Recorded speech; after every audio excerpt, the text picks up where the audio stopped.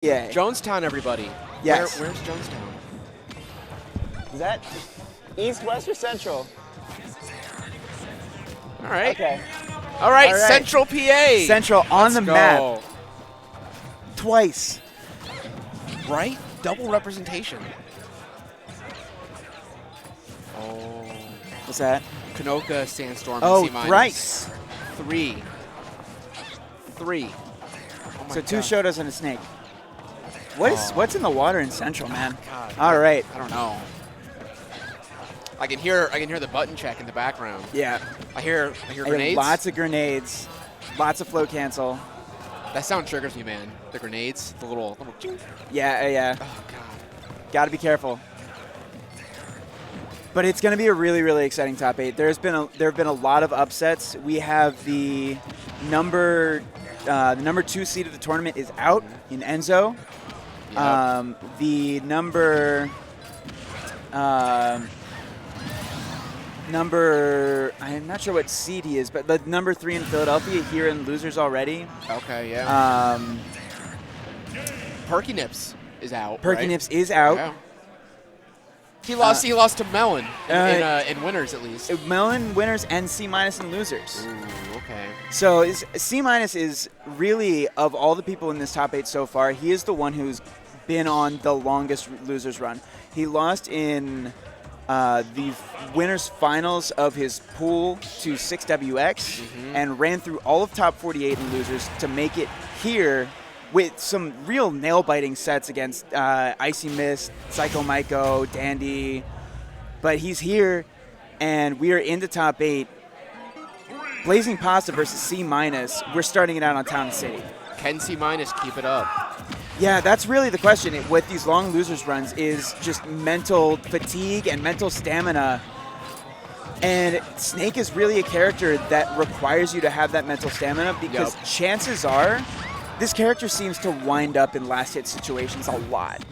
And you really need to have the composure to come out on top in all of these in order to, make these losers runs. Yep.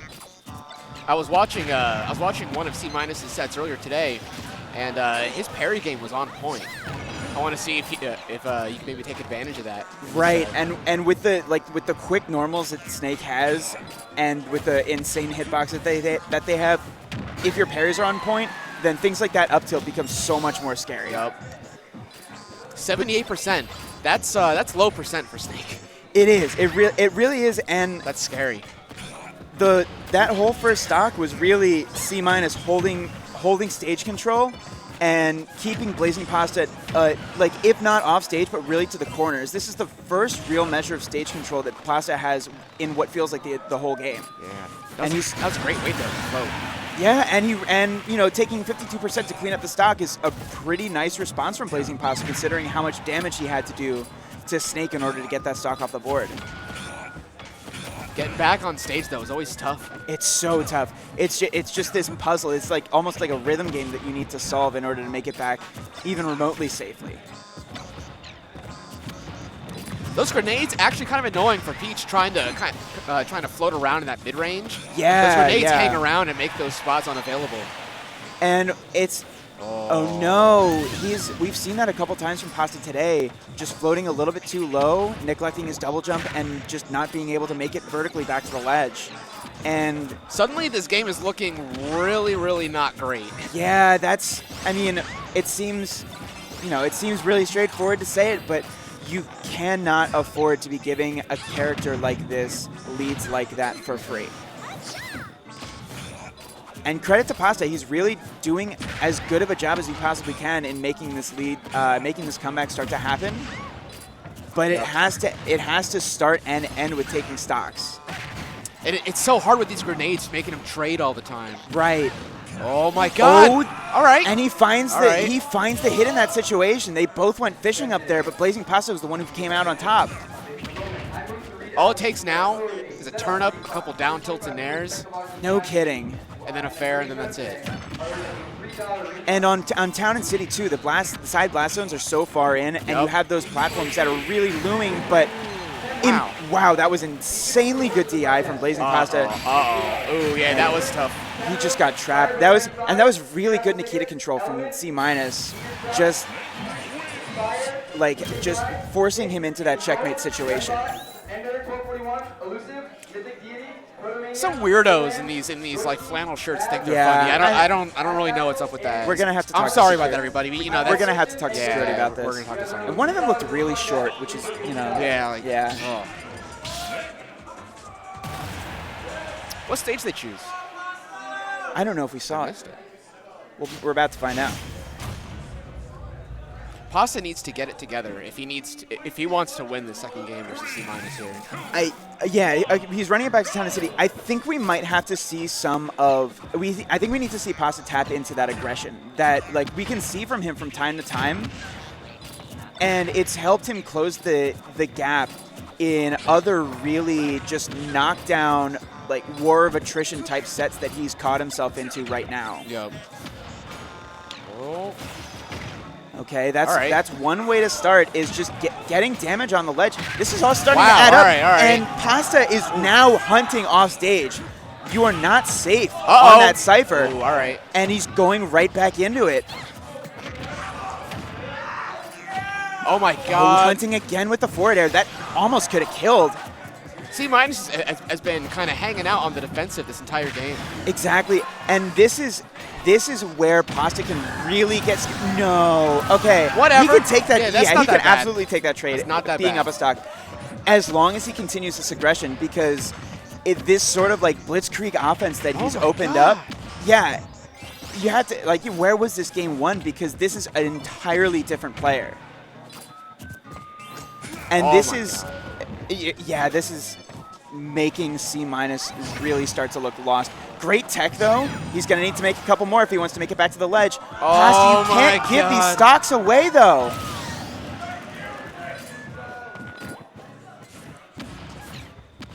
And at this point, like it's really forcing him into a really difficult scenario, because the aggression seems to be leading to a lot of unforced errors for Pasta, but I mean, he has to stay aggressive, because this is the only thing that's worked out for him offensively.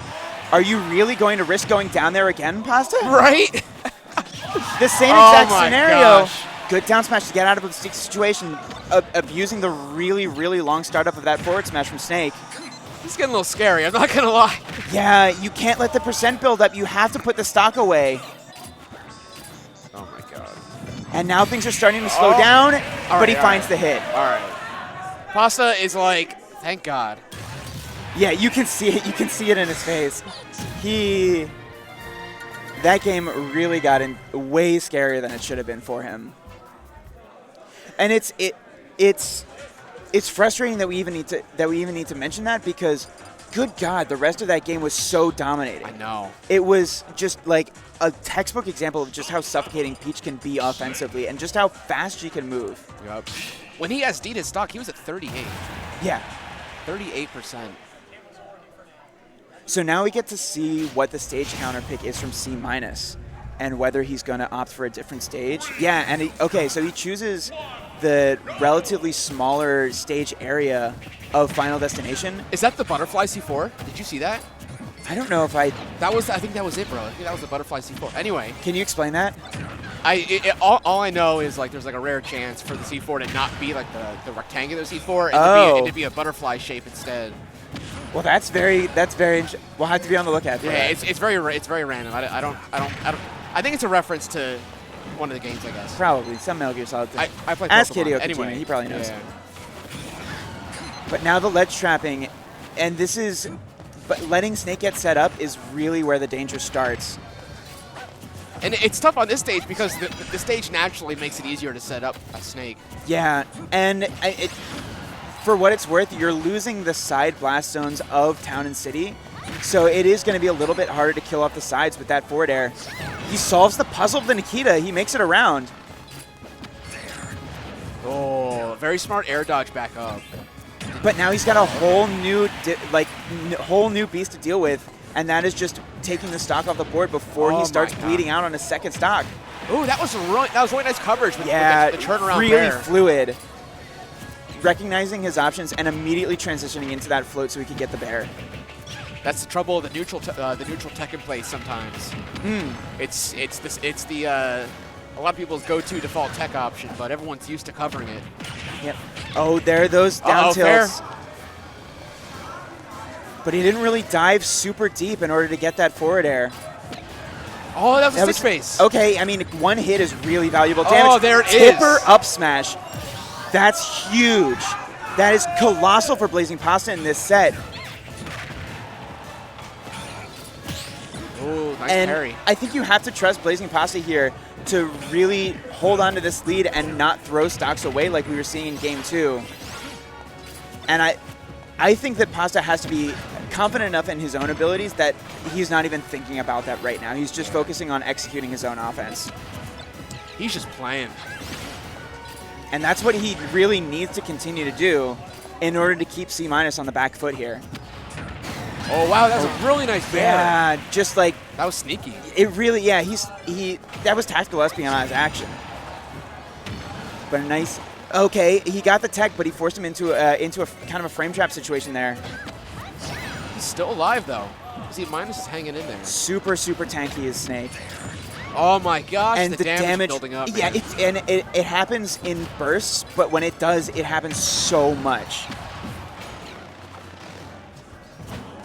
A nice fade back fair, getting a lot of shield pressure and getting another like meaty forward air for his troubles. And he's really respecting the grenades too. He's not letting himself take unnecessary damage here. The ledge trapping is... Can he get back? I don't know. Right, yeah. The float is so does. threatening, but that was a really great response from C-. Now you have to start watching. Don't take damage and watch out. You have to start watching out for up tilt now for BlazingPasta. How many explosions was that? All right. It's a lot of explosions. Pasta takes it, though. That was scary. That was a scary set. It really was. Oh, wait, no, it's 3 out of 5. It is. Oh, my gosh. So Pasta moves into no the one driver's got seat up, here. so yeah, all right. Yeah. It's not over. It is not over.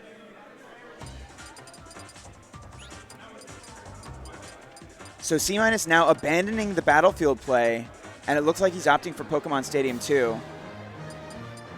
Lots more room on stage to move around. Yep.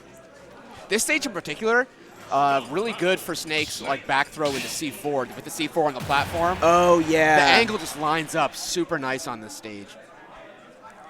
And you see C4 closing his eyes, taking deep breaths, taking a moment to himself, realizing the position that he's in. He is on his potentially final 3 stocks of this tournament after making a hell of a loser's run through the best that PA has to offer. Snake's dare is always like kind of weird looking, you know? It's weird looking and weird acting. You like really float with it, kind of. Yeah, it's very yeah. weird. I like the wave or the air dodge down onto the stage because that's like most people read the high recovery there every single time, and the split second of surprise that you get, and I don't like there it is again. That's a really scary thing to deal with. If Peach is finding that hitbox of the tipper up smash, then your life is like the life bar is effectively like shrunk by that much. Flashbacks to his Peach in Smash 4. Oh God, yeah. Shouts out to Vivid. Oh, all right. Great response. If it works, yeah. Yeah. And those Spore hitboxes linger for a really long time. You're really going to deter him from going for dash attack. He goes hunting with that Parasol so well. We've seen it time and time again. Uh-oh! Oh my God, that could have been something. And now things are really falling apart for C-. He needs to find up tilt, forward tilt, something to just take this first stock off the board. Gets around it. And yeah, Nikita is not giving him any mileage anymore. 150, still hanging in there. C-, just like that Nikita, he looks like he's starting to get out of gas.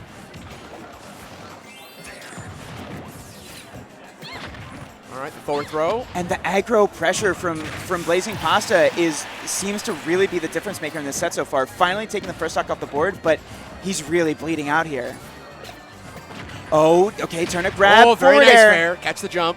Oh, my God. One more meaty hit, and this might do it. Doesn't send him the right way, though. You were right about the grenades. There are a lot of them, but Pasta seems to be ready for it. I don't know what patterns he caught onto between games 1 and 2, but it seems like that was all he really needed to do to avoid this onslaught of explosives from Snake. And you can't telegraph your recovery like that. Pasta's played tons of Snakes in Tri-State. Yeah. He knows to look for that specific like vector.